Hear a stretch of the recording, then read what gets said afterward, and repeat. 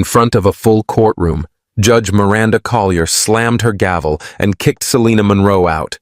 Not for shouting, not for disrupting, but simply for staying silent. Labeled a national threat, stripped of her dignity and paraded like a criminal, no one cared to ask who she really was. But Selena wasn't just another quiet black woman on trial. She was the chief legal counsel for the CIA, and she watched them twist the very laws she wrote.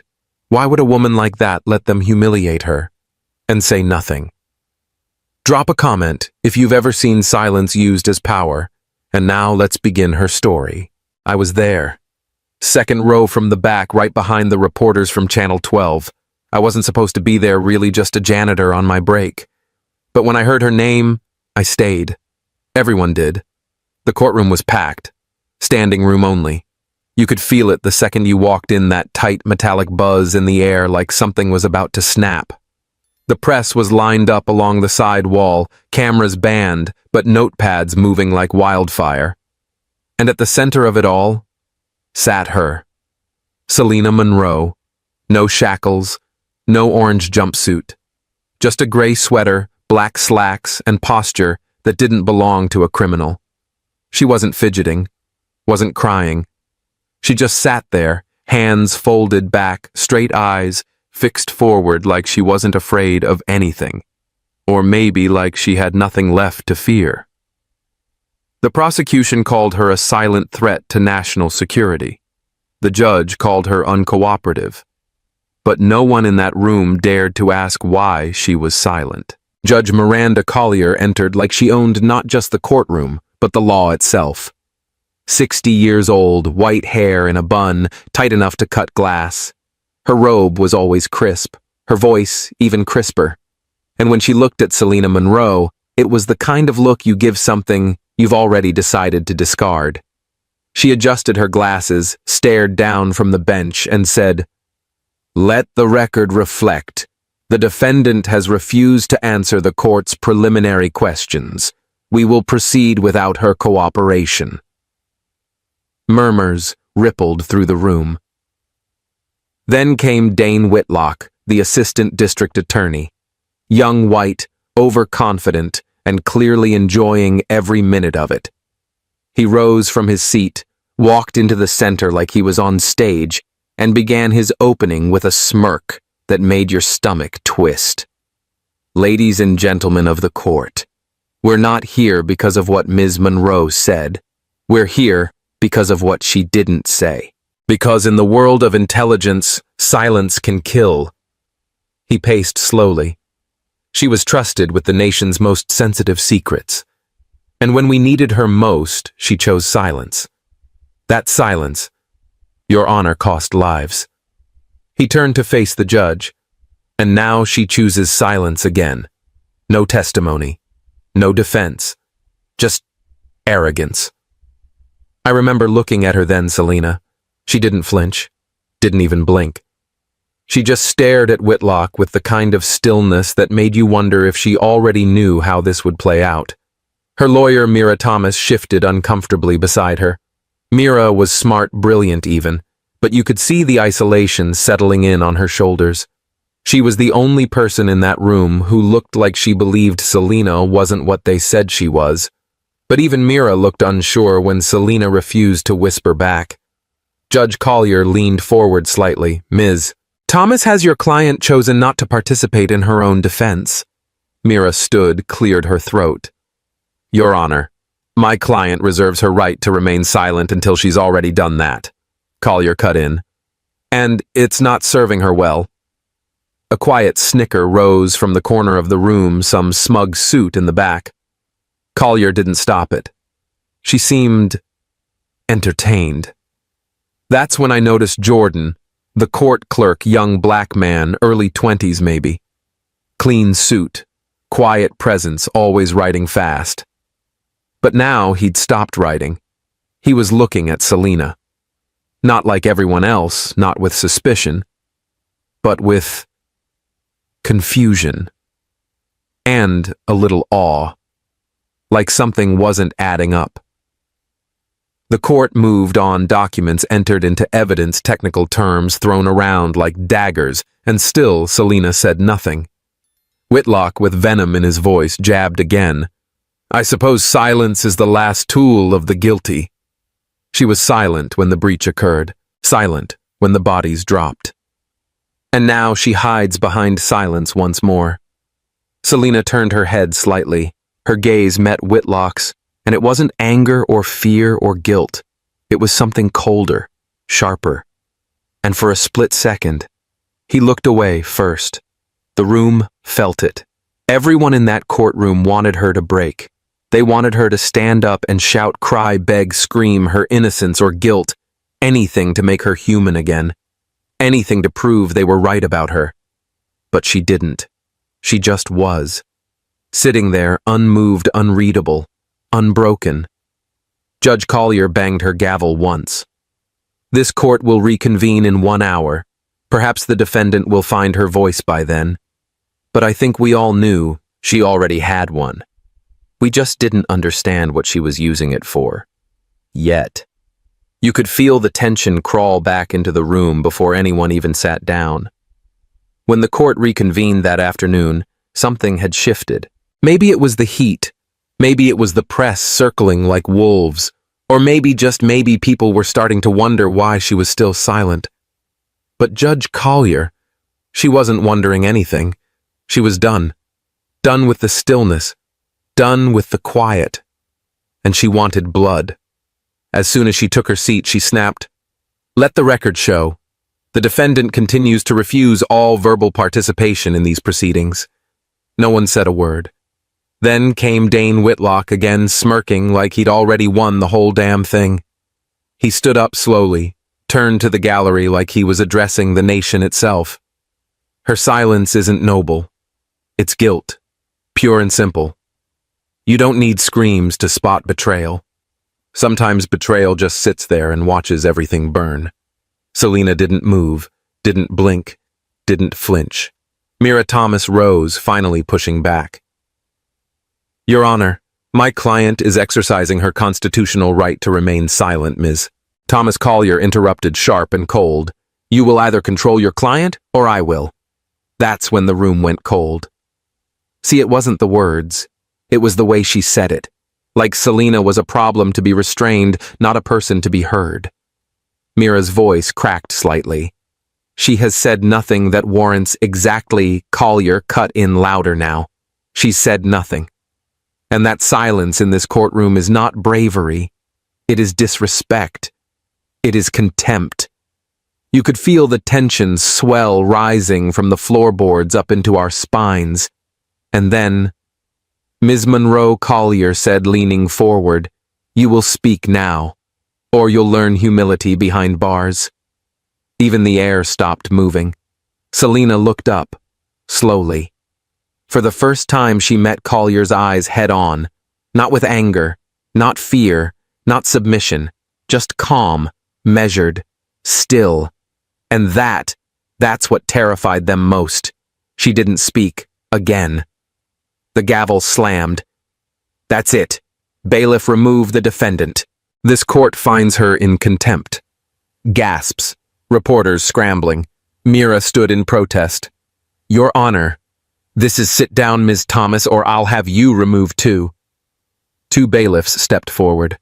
Their hands touched Selina's arms, not rough, not gentle, just routine. She didn't resist. She stood up as if she'd been expecting this all along. And then, right before she crossed the courtroom door, she turned. Everyone froze. She looked directly at Judge Collier and said, calm, clear, and with a voice sharp as broken glass, "You've confused silence with surrender. That's your first mistake." Dead silence. The whole room just stopped breathing. Dane blinked hard. Collier's lips parted slightly as if she wasn't sure she'd heard right. Selina didn't wait for a reaction. She let the words hang in the air like smoke and walked out. And in that moment, something cracked. Not in her, in us. In the people watching. In the walls of that courtroom. in the certainty of the judge who thought she had full control. Jordan Blake, the young court clerk, dropped his pen. He just stared at the door as it closed behind her. Because that one sentence, it didn't just cut through the silence. It turned it into power. The holding cell was colder than the courtroom, not because of the air, because of the silence. It was different here. Thicker. Heavier. Like the walls had heard too many stories and believed none of them. Mira Thomas sat across from Selena, her briefcase unopened, her voice careful. "You had the whole room," she whispered. That one line, "You've confused silence with surrender." You had them listening. Selena didn't move. She stared ahead, not at Mira, not at the door, not at the walls. Just ahead, like her mind was somewhere the rest of us couldn't follow. "Why won't you defend yourself?" Mira asked. "You know how to. You've done it for others. You were you." Finally, Selena spoke. Soft, steady, controlled. "I used to be the chief counsel for the CIA, Mira. And just like that, the air shifted again. I wrote the policies that protect agents in foreign conflict zones. I negotiated classified immunity clauses with nations that didn't even admit we existed. I spent 2 decades defending a system I thought would one day defend me back." She finally turned her eyes to Mira. And what Mira saw there wasn't pain. It was understanding. Not resignation, not defeat. Just a quiet lived-in truth. But when I found something I wasn't supposed to see, I learned something else the system doesn't break. It erases. She let that hang for a second. They deleted my records. CIA military academic gone. No retirement file, no pension, not even a birth certificate in Langley's vault. It's like I never existed. Mira couldn't speak. She just shook her head, stunned. "Why didn't you expose them?" Selena smiled, but it was the kind of smile people wear when they've buried pieces of themselves to survive. Because exposure only works if people are watching for the right thing. And the world never watches black women for the right thing, Mira. They just wait for us to fall. She looked down for the first time. "I thought maybe if I stepped back, if I went quiet long enough, the machine would show itself for what it truly was." Mira opened her mouth, closed it again. She looked down at her own hands.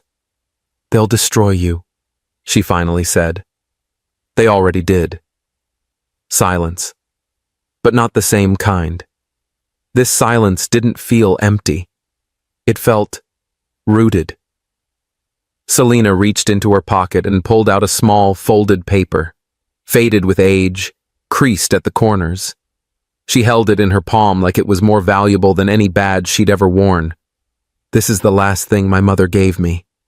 She passed it across the table. Mira unfolded it slowly.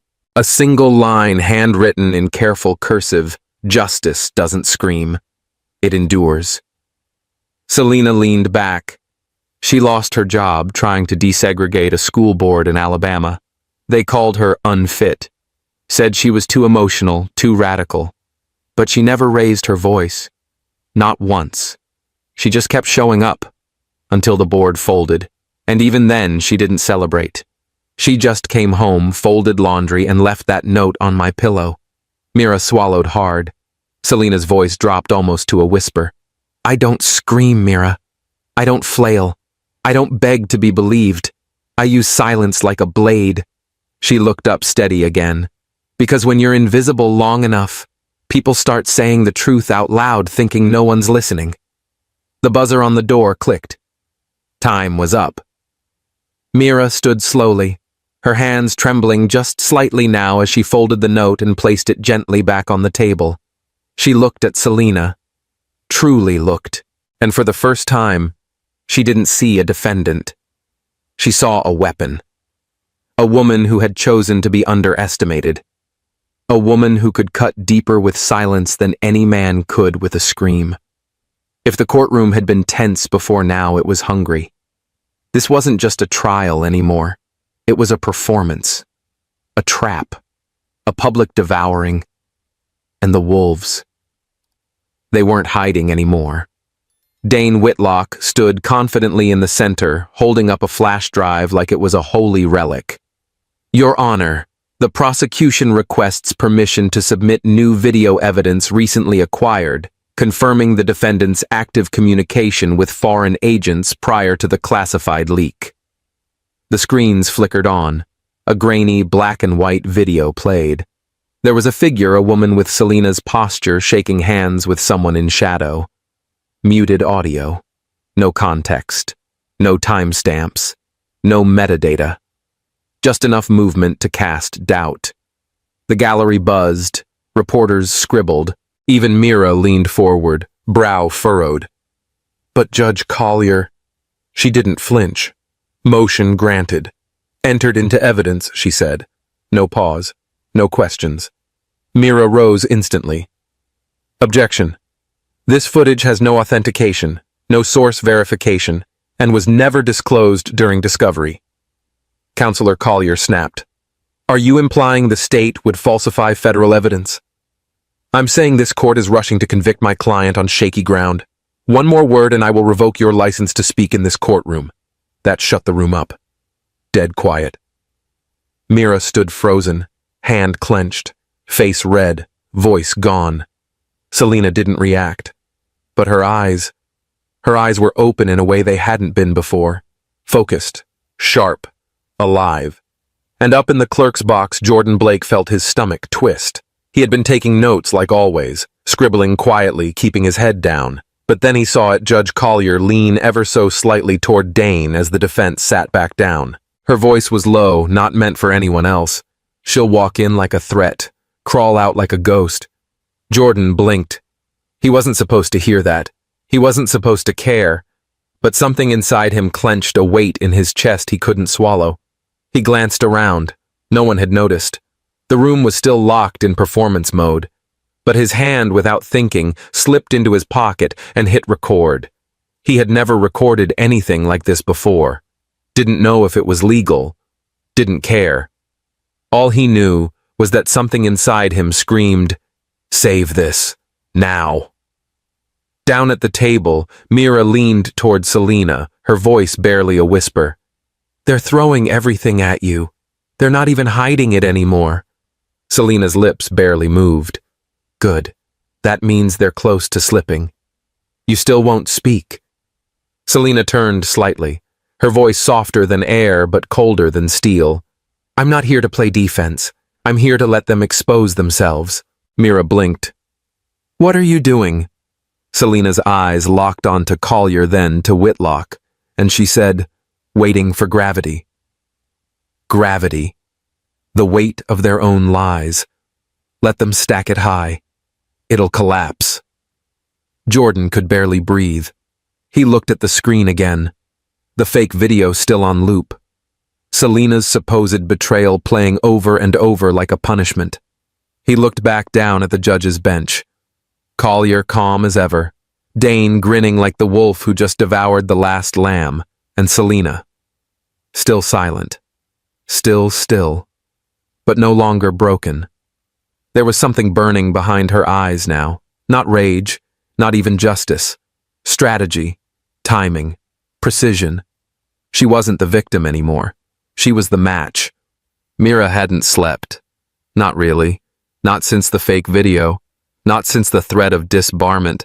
But something about the way Selena said, "Let them stack it high," kept replaying in her mind. So Mira did what lawyers do best when they're desperate. She went digging. Old files, old legislation, public archives that hadn't been touched in years. And that's when she saw it. A bill dated July 2016, title National Intelligence Protection and Internal Risk Safeguards Act. And at the bottom of the original draft, authored by S. Monroe. She blinked. Double-checked. Cross-referenced with 3 separate versions of the bill. Same name, same initials, same woman. It was a statute designed to protect high-ranking intelligence operatives from wrongful prosecution, especially those targeted for internal whistleblowing. Ironically, it was now being used to charge Selena Monroe herself. By the next morning, Mira was back in court with fire in her eyes. She stood before Judge Collier holding the documents high. "Your Honor, the defense submits a legislative record showing that the foundational statute being used to prosecute Ms. Monroe was authored by her." Gasps rippled across the gallery. Dane Whitlock stood immediately, already scowling. "Objection. This is irrelevant. Drafting a law does not place someone above it." "It speaks to intent," Mira snapped. "It speaks to expertise. You're weaponizing a legal tool against the very woman who built it." Collier, cold as ever, didn't even blink. Motion denied. "The court will not entertain theatrical distractions." Mira's voice rose tighter now, angrier. "That's not a distraction, that's context. That's history. That's motive. You're distorting the very statute she wrote into something she never intended." And then, for the first time in hours, Selena rose. No one told her to. She just stood. The room silenced immediately. She didn't raise her voice. She didn't need to. "They weaponized what I wrote," she said, calm, deliberate, "and they still can't understand it." She looked directly at Dane. "This law wasn't made to silence people. It was made to protect them when they were silenced. But you took a pen and turned it into a noose." The courtroom was still. Judge Collier's gavel didn't come down. Dane didn't speak. But something had changed. In the gallery, in the cameras, in the watching world. Because outside that courthouse, the public had begun to stir. Clips of the trial of Selena's one sentence from days earlier, and now this were spreading. News anchors started using phrases like politically charged and unprecedented silence. And Jordan Blake, sitting quietly at his desk, finally did what he'd been agonizing over. He opened an encrypted federal portal reserved for emergency court whistleblowers. He uploaded the audio recording Collier's words to Dane. "She'll walk in like a threat, crawl out like a ghost." And he hit send. His hands were shaking. He didn't know what would happen next. He just knew he couldn't sit in silence anymore. Back in court, Mira sat down slowly beside Selena. "You just gave them a glimpse," she whispered, "of who you were." Selena turned her head slightly. "I didn't need to. The law already speaks." "Then why say anything at all today?" Selena looked toward the judge's bench, calm again. "Because sometimes you have to remind the wolves that you wrote the rules of the hunt." And just like that, for the first time since this trial began, hope entered the room. Not loud, not dramatic, just a shift. A breeze through the cracks.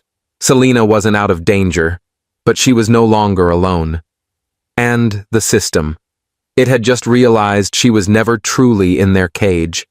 There are moments in a courtroom that don't feel like law. They feel like earthquakes. This was one of those moments. The trial was just about to resume when the courtroom doors opened with a slow, deliberate creak. Two men in dark suits walked in. Not local officers, not marshals. They moved like gravity itself followed them. One stepped forward, held up a document. "From the United States Department of Justice.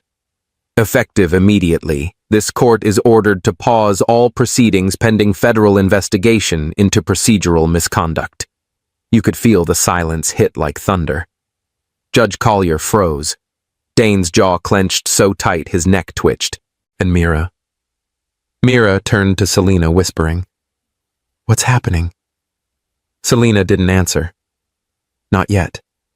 She stood up slowly, and for the first time, she reached for the button on her blazer. The courtroom leaned forward. No one breathed.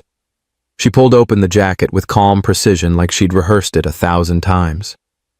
From an inside pocket, she drew a black ID wallet, simple official gleaming with federal gold trim. She opened it and held it high. Her voice, clear and sharp. "Selena Monroe." Chief Legal Counsel, Central Intelligence Agency. A gasp ran through the courtroom like electricity. Someone audibly dropped a pen. Dane took a full step back. Collier went pale. Jordan, watching from the side, felt his whole body go cold. He had suspected she wasn't who they said she was. But this Mira's hands covered her mouth. Her eyes flooded. Selena stepped forward, still holding the badge. I didn't remain silent because I had no voice. I remained silent so they could reveal who they really are. She turned to Judge Collier. You didn't just rush to judgment. You tried to erase a life, my life, based on what you assumed a silent black woman must be hiding. Then she looked at Dane. You twisted laws you never understood, lied without hesitation, built your case on shadows and fear.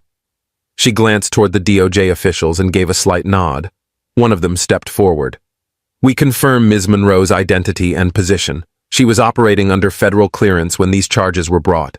A full investigation into misconduct, evidence tampering, and judicial bias is now underway. That was it. The trial was over.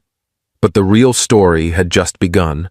Outside the courtroom, the news hit like wildfire. Breaking CIA official revealed in ongoing trial. DOJ halts proceedings. The videos spread within minutes. Clips of Selena holding the badge. Her voice calm, sharp, impossible to ignore. Inside the judge's chambers, Collier had locked herself in. Dane disappeared. No press conference. No statement. Just vanished. And Jordan. Blake. He got a phone call later that night. Private. No caller ID. It was someone from the DOJ. We reviewed your recording. What you did was risky, brave, and necessary. You helped stop something very wrong. They didn't say more. Didn't offer a medal. Just thanks. And sometimes for people like Jordan, that was enough. Back in the courthouse, Mira sat across from Selena. Tears still lingered in her eyes, not from pain, but from something deeper. How did you take all that, she asked. How did you just endure it? Selena gave a small smile. One of those smiles that doesn't quite reach the lips, only the soul. It's not endurance, she said. It's purpose.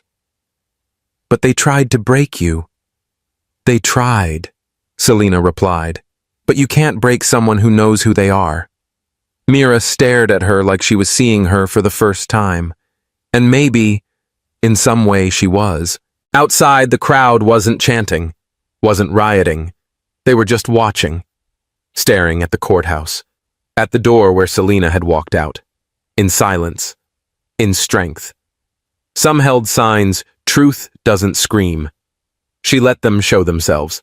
Justice wears quiet armor. And somewhere in the noise, in the tension, in the shock and awe, was something far more powerful than rage. You could feel it coming. Not like thunder, not like an explosion, more like a slow, quiet collapse, the sound of something rotting from the inside finally giving way. That morning, 2 marshals walked into the courtroom and whispered something to the clerk.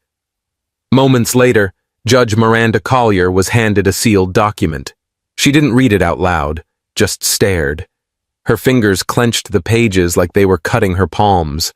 Then the bailiff called the court to order, and everything started to fall. The prosecutor, Dane Whitlock, didn't even make it to his seat. He was stopped at the security line, handcuffed. No words, no explanation, just silence and a federal warrant. Reporters rushed to film it, but the feed was cut. Someone somewhere didn't want this part televised. Inside, the judge's voice shook as she addressed the court.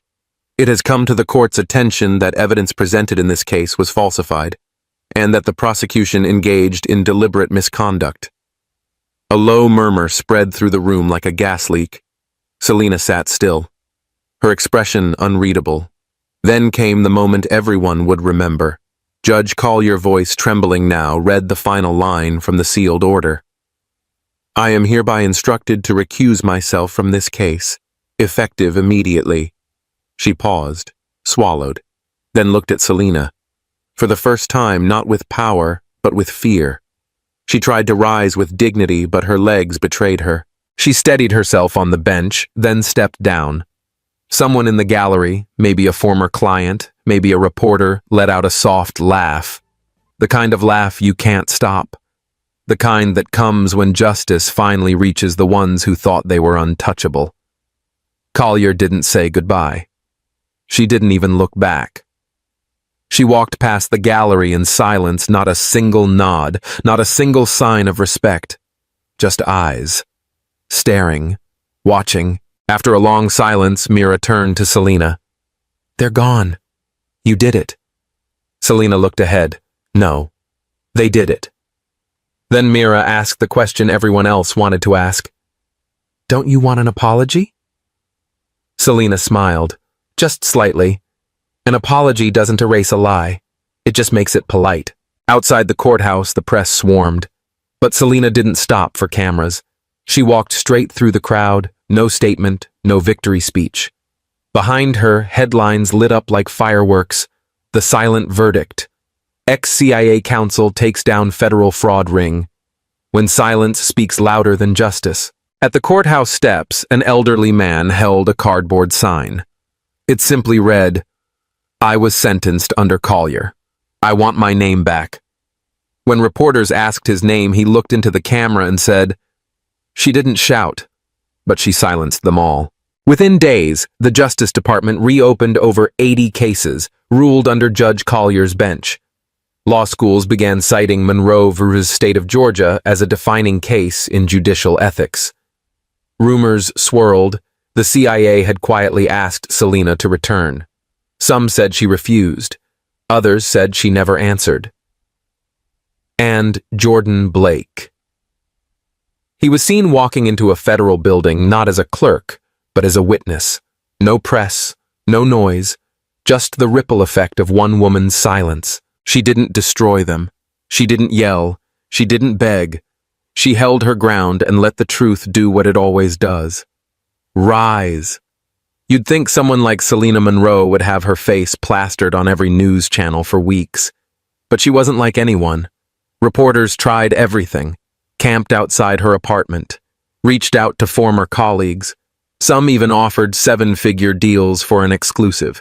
She declined all of it. No public statements, no press tour, no memoir.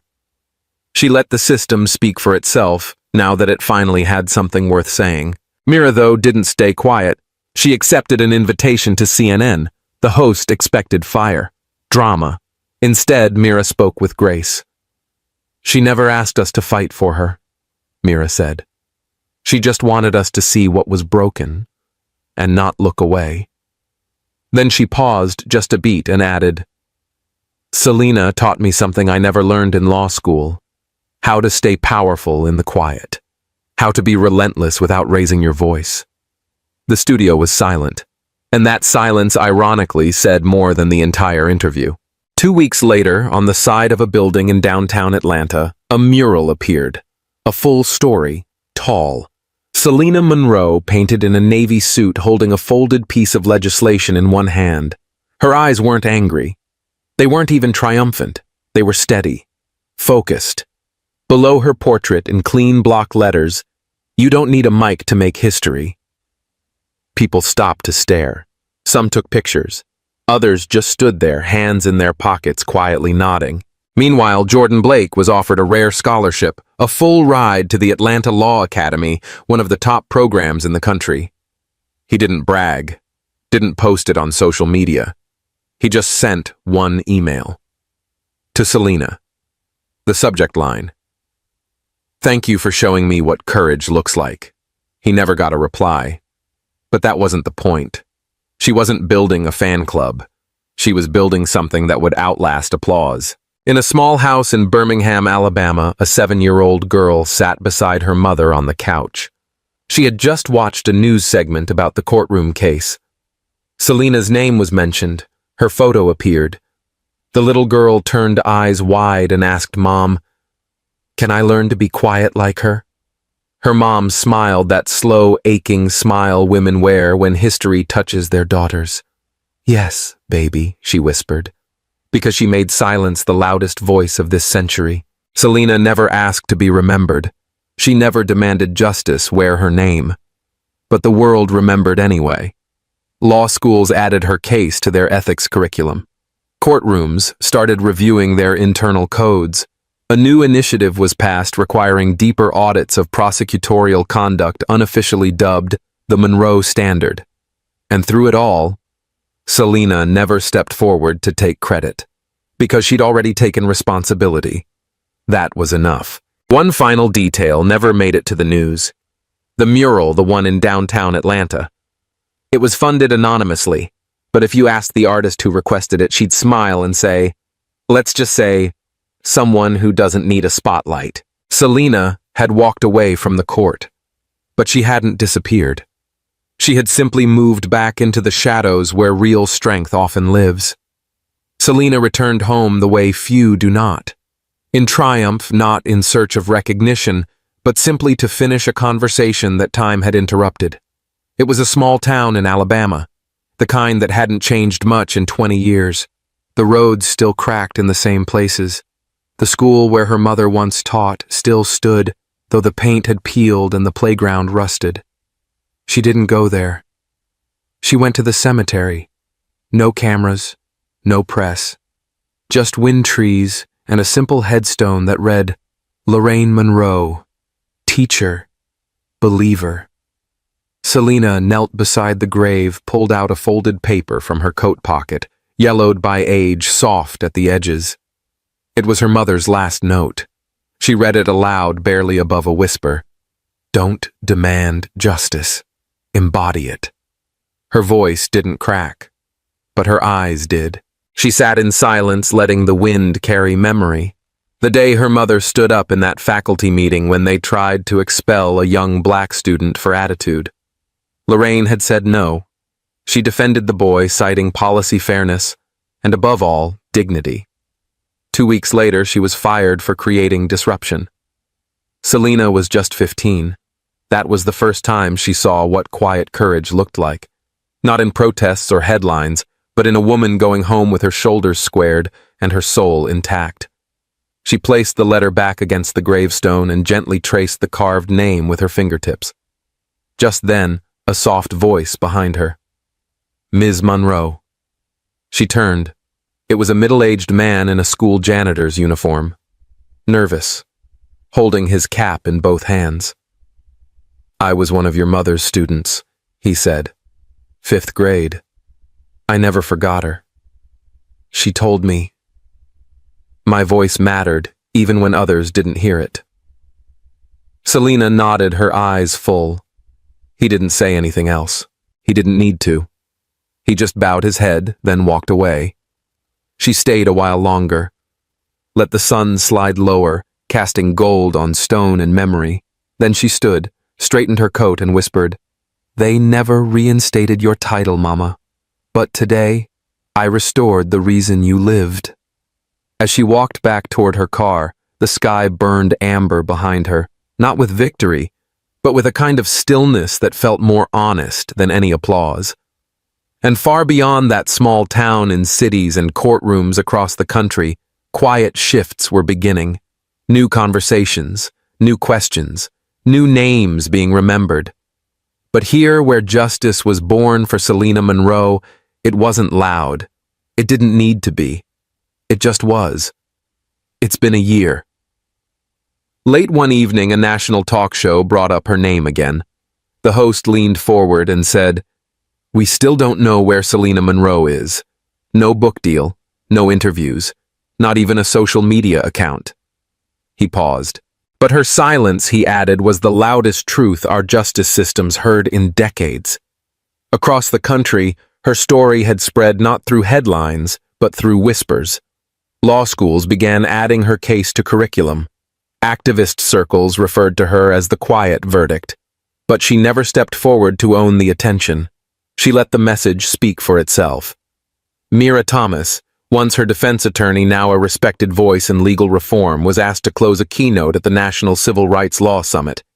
She stepped up to the mic, paused, then said, Some people speak loudly so they won't be forgotten. She will be remembered, because she chose not to speak when everyone else was shouting. The room fell still. And for a moment that silence echoed louder than applause. Meanwhile, the state of Georgia launched a full audit of Atlanta's judicial system. Dozens of cases tied to Judge Collier's courtroom were re-examined. Policies shifted. Faces changed. And one quiet decision had triggered an avalanche of accountability. But Selena, she stayed gone. Still, she was everywhere. At a high school in Richmond, Virginia, a mural had been painted in the hallway near the civics classroom. It showed a black woman in a dark suit holding a rolled piece of paper, the law she wrote. Her eyes looked ahead, steady, unwavering. And beneath the mural, 5 words in bold white paint: "You don't need a mic." In one class, a young white boy raised his hand and asked, "Was she real?" His teacher looked at the mural for a long second, then said quietly, "She didn't need to prove that. Justice did it for her, and that's how it went. She didn't build a platform. She didn't write a memoir. She just walked away. And somehow her leaving left a bigger mark than most who screamed to stay. They say history remembers noise, but now it remembered restraint. As the screen fades to black, a final line appears. She didn't win. She reminded us what we'd forgotten. And then, nothing. No music. No credits. Just the sound of your own breath in a world that feels for just a moment a little quieter, a little wiser, a little more just. If this story moved you even just a little, take a moment to let it sit with you. Because Selena's silence wasn't weakness. It was wisdom. It was courage. And it was a powerful reminder that dignity doesn't always raise its voice. Sometimes it just refuses to bow. At Mr. Mac's Stories, we believe in telling the kinds of stories that don't just entertain, they mean something. Stories that echo, that stick, that challenge us to see deeper. So, if this one resonated with you, please give it a thumbs up. Share it with someone who still believes in justice, and don't forget to subscribe to Mr. Mac's Stories for more stories that speak to the heart, even in silence. Your support means everything to us. Truly. Every comment, every new subscriber helps our small but passionate team keep doing what we love, crafting stories that matter. And if you ever forget what this channel stands for, just remember our symbol, the quiet voice. That makes the loudest impact. That's Mr. Mac's Stories. We'll see you in the next one.